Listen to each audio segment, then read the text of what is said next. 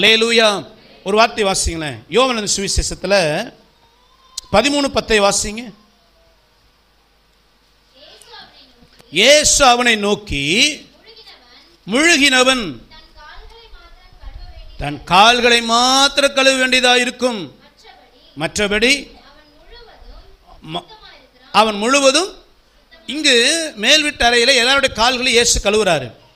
பேதுரு சொல்றான், என் காலை என்ன செய்யக்கூடாது, நீர் வந்து கழுவக்கூடாது ஆண்டவரே. உடனே ஆண்டவர் சொல்றாரு, உன் காலை கழுவ எனக்கு நீ அனுமதி கொடுக்கலன்னா என்கிட்ட ஒரு பங்கு உனக்கு. உடனே பேதுரு சொல்லுவான், அப்பனா கால் மட்டும் இல்லை முழுக்க என்ன செய்யணும். அப்பதான் இயேசு சொல்றாரு, முழுகினவன் தன் கால்களை மாத்திரம் கழுவ வேண்டியதா இருக்கும். அல்லேலூயா. முழுகினவன் எதை ஆண்டவர் சொல்றாரு? பேதுரு ஆல்ரெடி ஞானஸ்தானம் பெற்றவன். ஞானஸ்தானம் எடுத்த பேதுரு அவன் அனுதினமும் தன் கால்களை கழுவ வேண்டியது அவசியம் என்று கர்த்தர் உணர்த்துகிறார். அல்லேலூயா. கால்களை கழுவுவதுங்கிறது சரீர கால்களை மாத்திரம் அல்லங்க, தன் ஜீவியத்தின் வாழ்க்கை, நம்முடைய நடைகள், நம்முடைய அனுதின வாழ்க்கையில் ஒரு சுத்திகரிப்பு நமக்கு அவசியம். அல்லேலூயா. அதைத்தான் இயேசு மேல்விட்டு சொல்றாரு. சும்மா நீ சர்ச்சுக்கு வந்துட்டு போறது முக்கியம் இல்லை, சும்மா 10-11 உட்காந்து வசனம் கேட்டு போறது முக்கியம் இல்லை. ஒவ்வொரு நாளும் உன் லைஃபை நீ நிதானிச்சு சுத்தம் பண்ணணும். அனுதினம் பரிசுத்தப்படுத்திக்கிட்டே இருக்கணுமா. அனுதின பரிசுத்தம் தேவனுடைய ஆலயமாகிய நமக்கு அவசியம். அல்லேலூயா, அல்லேலூயா. நாம் அப்படி செய்கிறோமாங்க யோசித்து பாருங்களேன். ஏன் நம்ம அனுதினம் சுத்திகரிக்கணும்? ஒரு விஷயம் நல்லா புரிஞ்சுக்கங்க. நம்முடைய மரணம் அல்லது கர்த்தருடைய வருகை இதுதான் நம்முடைய முடிவு. நம்முடைய மரணம் எப்போன்னு நமக்கு தெரியாது, இயேசு வருகை எப்போன்னு தெரியாது.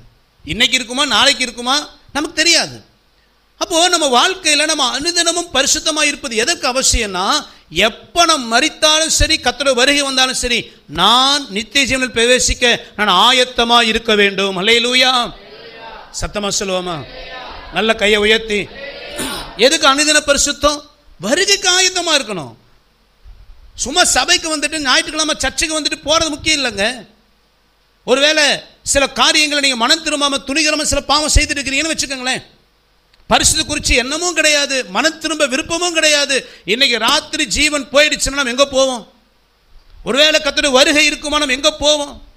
ஏன் கர்த்தர் கால்களை கழுவுன்றார்னா, டெய்லி உன் லைஃப்பை நிதானிச்சுப்பாரு. ஒவ்வொரு நாளும் என்ன செய்கிற, எப்படி வாழ்கிற, என்ன பேசுகிற, ஒவ்வொரு நாள் நம்ம பரிசுத்தப்படுத்தி அன்னன்னைக்கு நம்ம வாழ்க்கையை சுத்திகரிச்சுக்கிட்டே இருக்கணுமா. ஆகவேதான் இயேசு அந்த மேல் வீட்டு அறையில் பேதுரு பார்த்து சொல்றாரு, கால்களை என்ன செய்ய வேண்டியது இருக்கும்? கழுவ வேண்டியது. இந்த மேல் வீட்டு அறையில் இயேசு பேசின வார்த்தைகளை தான் பவுல் வந்து திருவிருந்து ஆராதனைக்காக பேசும் பொழுது 1 கொரிந்தியர் 11 இயேசு என்ன சொன்னாரோ அது அப்படியே பவுல் கொரிந்து சபைக்கு சொல்லுவார். சொல்லிட்டு ஒரு வார்த்தை சொல்லுவார். 1 கொரிந்தியர் 11:31 நம்மை நாமே நிதானித்து அறிந்தால் நம்மளை என்ன செய்யணுமா? என்னங்க நிதானிக்கணும்? நான் யாரு, ரட்சிக்கப்பட்ட நான் இன்னைக்கு எப்படி வாழ்கிறேன், என் ஜீவன் எப்படி இருக்குது, எனக்கு கர்த்தருக்கும் சம்பந்தம் இருக்கா, என் வாழ்க்கையில் நான் பரிசுத்தமாக இருக்கிறேன்னா, என்னை குறித்து கர்த்தர் என்ன சாட்சி கொடுப்பார், இன்னைக்கு ஒரு வேளை கர்த்தர் வருகை இருக்குமானால் என் நிலைமை என்ன? நம்மை நாம் என்ன செய்யணுமா? என்ன நிதானிக்கணும்? ஒரு வார்த்தையை வாசிங்க. நீதிமொழிகளில் 4:26 வாசிங்க.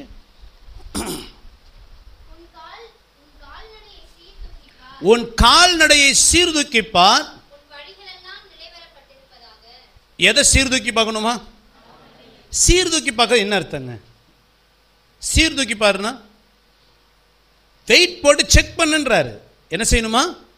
ஒரு தராசில் ஒரு பொருளை வெயிட் பார்க்குறோன்னு வச்சுக்கோங்களேன், இது 1 கிலோவா இருக்குதா இல்லையாங்கிற செக் பண்ணணும்னா ஒரு தட்டில் அந்த பொருள் இருக்கணும், இன்னொரு தட்டில் என்ன கல் இருக்கணும்? அந்த சம்மந்தப்பட்ட 1 கிலோ கல் என்ன செய்யணும்? இருக்கணும். அந்த 1 கிலோ கல் இருந்தால் தான் நான் வச்ச பொருள் இதுக்கு ஈக்குவலாக இல்லையாங்கிறது என்னால் என்ன செய்ய முடியும்? கண்டுபிடிக்கும். உன் நடையை சீர்தூக்கிப்பார் அப்படின்னா கால் நடைங்க எழுதுறீங்களா? நீங்கள் கடந்தெல்லாம் விட்டுருங்க. இன்னைக்கு இந்த நேரம் இப்போ ஆலயத்தில் உட்காந்துருக்கிறீங்களே, உங்கள் லைஃப் எப்படி இருக்குன்னு கர்த்தர் வெயிட் போட்டு பாருன்றாரு. உன் பேச்சு, உன் சிந்தை, உன் பழக்க வழக்கம், உனக்கும் கர்த்தருக்கும் உள்ள உறவு, உங்கள் ஊழியம், கர்த்தருக்கு முன்பதாக நீங்கள் வாழ்கிற சாட்சியுள்ள வாழ்க்கை, இது உங்கள் கால்நடை. இது சீர்தூக்கிப்பார்.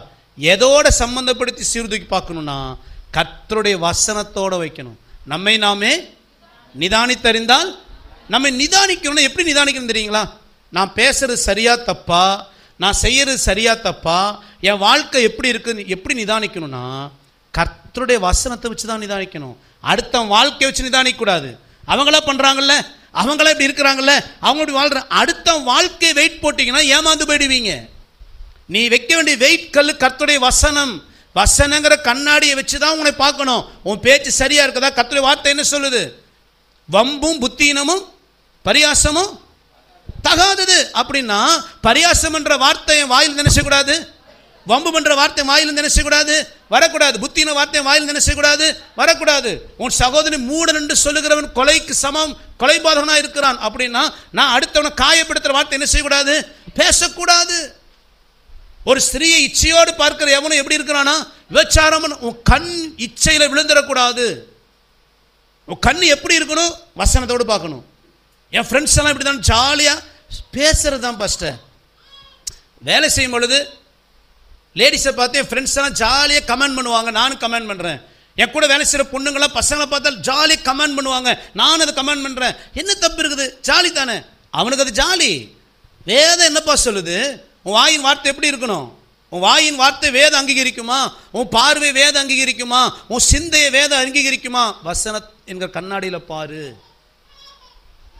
சில நேரங்களில் நாம் செய்கிறது நமக்கு சரியா இருக்குங்க. இல்லை பாஸ்டர் நான் செய்கிறது கரெக்டு தான், எனக்கு புரியுது.